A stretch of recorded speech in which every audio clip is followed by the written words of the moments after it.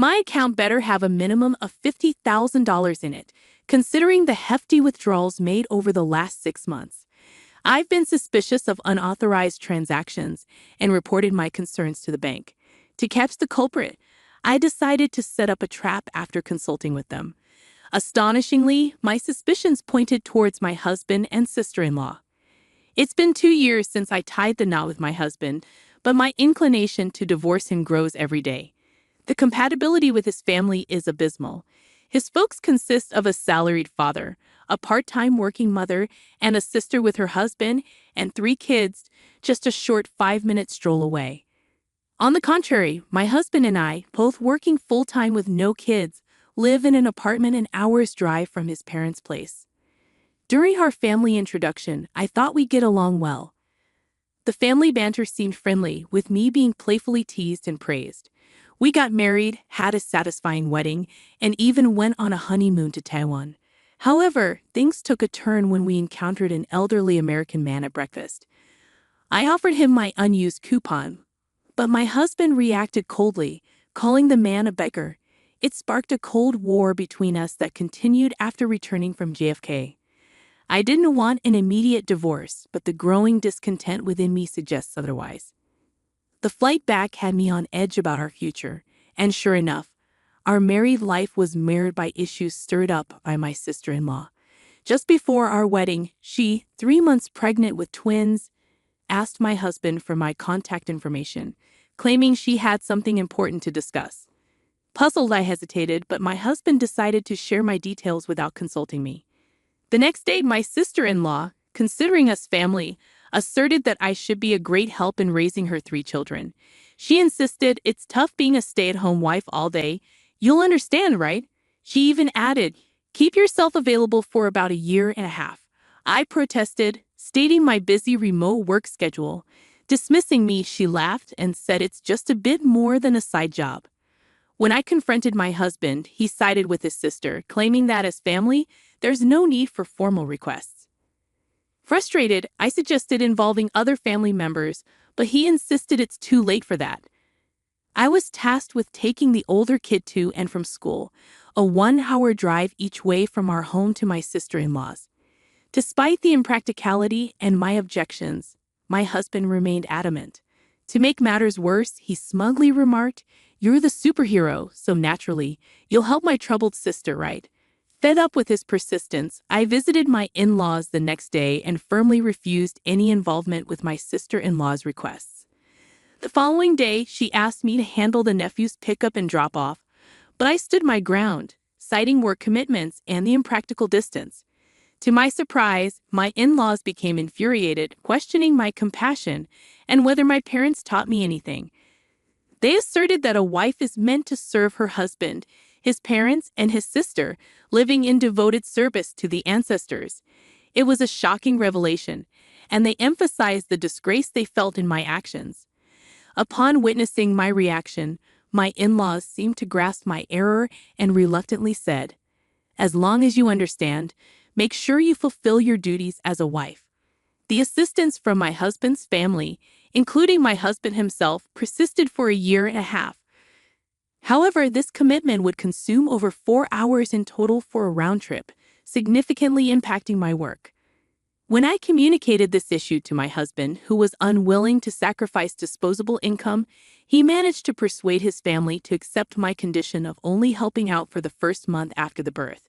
After that period elapsed, my sister-in-law began bringing her 3 children to our house every weekend. The consequences were apparent: water wastage, air conditioning running in all rooms, an emptied fridge, excessive tissue use, and consistently depleted toilet paper. To make matters worse, my jewelry went missing, and my sister-in-law started taking my car without asking, going out on her own. When I confronted her about borrowing my car, I emphasized that she should have at least informed me, pointing out that my insurance didn't cover accidents caused by anyone other than myself. But she remained stubborn, refusing to listen. What's worse, my car already had scratches and dents from her use. Worried about a potential accident, I messaged my sister-in-law's husband, who had previously been unresponsive despite notifications. To my dismay, the situation escalated as both my husband and sister-in-law started leaving their kids with me to go out more frequently.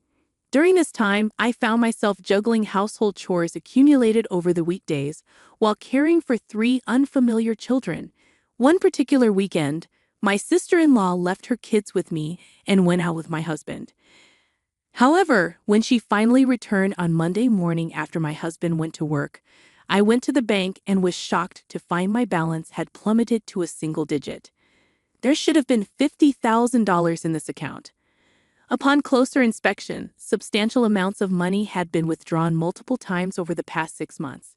Suspecting unauthorized withdrawals, I reported my concerns to the bank and decided it was time to set up a trap to catch the perpetrator. The following weekend, as per usual, my sister-in-law imposed child-care duties on me and left with my husband. Moreover, on that day, my in-laws embarked on a one-night trip, leaving me with parting words. Take this as a learning opportunity for future childcare. You're lucky to learn this for free, such remarks stung. The afternoon after they left, my phone buzzed incessantly with calls, and ignoring them led to messages flooding my inbox on various social media platforms. Reluctantly answering the phone, I was met with a loud voice complaining, "I can't withdraw money. What's going on?" Feeling a sense of victory, I inquired about the issue. My sister-in-law shouted back, I can't withdraw money from your bank account. We can't even pay for our lodging." Calmly, I questioned why she assumed she could use my account without asking. In response, she hurled curses, and my husband intervened, explaining that due to a shortage of funds, they didn't have enough credit limit for the trip and decided to pay in cash. Coldly, I asked whose bank account it was, pointing out that it was mine. The line fell silent. My husband finally said it didn't matter, and if they couldn't pay, they wouldn't be able to check out or even afford the train fare home. Behind him, the in-laws suggested transferring some money to my husband's account, insisting we discuss it when they returned. Astonished by their audacity, I firmly replied, "I can't do that. I have to go to the police." Silence hung on the other side of the phone. After a long pause, my sister-in-law exclaimed in disbelief, "Police? Why? It's normal to file a report if someone is withdrawing money from your account without permission." I laughed and explained, "You're our daughter-in-law. Whatever belongs to the daughter-in-law is for the family's use. You don't even understand that." When my father-in-law argued that family members can't commit theft against each other due to some familial exemption, suggesting that theft among family members can't be prosecuted, I quickly countered. I clarified that my sister-in-law and I are not cohabiting relatives, rendering that exemption irrelevant. My father-in-law was left speechless when my husband asked if I intended to sue his sister.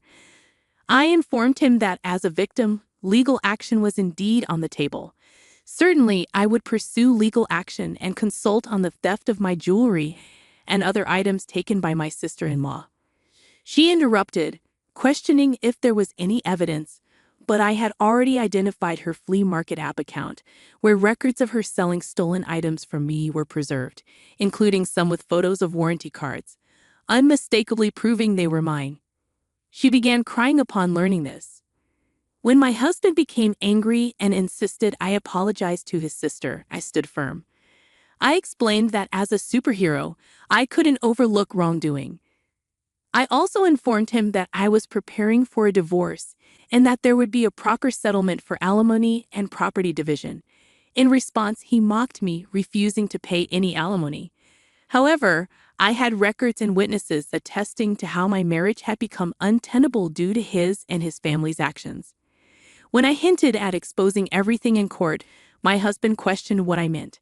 Suddenly, a person in the passenger seat connected to the car's speakerphone revealed themselves. They claimed to be observing and listening to all the misdeeds as a family member. This revelation shocked everyone, providing a potential witness to the unfolding drama. To uncover the unauthorized money withdrawals, the bank suggested that if the transaction history wasn't recorded in the passbook, it was likely someone with access to the cash card and PIN, usually a family member, was responsible.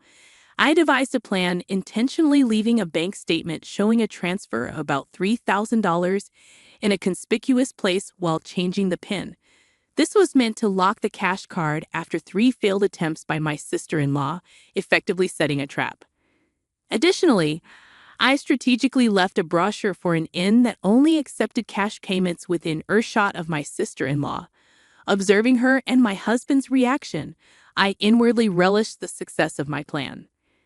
I took action by sending a detailed message and photos to my sister-in-law's husband, exposing how she dumped her kids on me, the unsanitary conditions at her house when I wasn't caring for the children, and how the in-laws condoned it without reprimanding her. He quickly responded, having taken leave from his company citing a family emergency. He harbored various grievances and suspicions towards his wife's treatment of their children, but was silenced by her threats of divorce without custody. Together, my sister-in-law's husband and I cooperated, each hiring lawyers. I sought reimbursement for the embezzled money, compensation for my stolen items, alimony, and property division. As my sister-in-law's husband calmly explained the situation, my sister-in-law was shrieking on the other end of the phone, and my husband warned that they couldn't get away with this for free. Unfazed, I revealed my investigation findings, informing them that both my husband and sister-in-law were dumping their kids on me while spending their time in nightclubs and bars. I expressed my disappointment in their actions, emphasizing that it was worse than I had imagined. I informed my husband that my belongings had already been moved out of the apartment. Since the apartment was considered company housing by my employer, a cleaning crew would be coming in soon, and he needed to leave promptly. I then handed the conversation back to my sister-in-law's husband. He calmly stated that he would be taking the children to his parents' house, and my sister-in-law would not be allowed to see them. He also mentioned that he would be selling the house, which was in his name, and she needed to move out immediately. We blocked all communication with them. Despite their attempts to reconcile and avoid divorce, they couldn't check out of their lodging without paying the bill. Eventually, the in-laws were reported to the police for suspected dine and dashed and lodging without payment. After being scolded by the police, they promised to pay upon returning home. As promised, they made their way back using regular trains. I left only the divorce papers, and the in-laws found their homes empty. Thanks to competent lawyers, I received a lump sum for alimony, and both my sister-in-law's husband and I finalized our divorces. He successfully gained custody of the children. At the behest of my ex-husband and ex-sister-in-law, the former in-laws had to sell their home to cover the alimony and embezzled money, becoming guarantors for the new debts incurred by the ex-sister-in-law and ex-husband. Furthermore, their debts at the nightclubs and bars became so substantial that they had to work tirelessly day and night to repay them. As for me, I decided to take a break from marriage for a while. My plan was to focus on taking care of myself and making up for the time wasted with my ex-husband.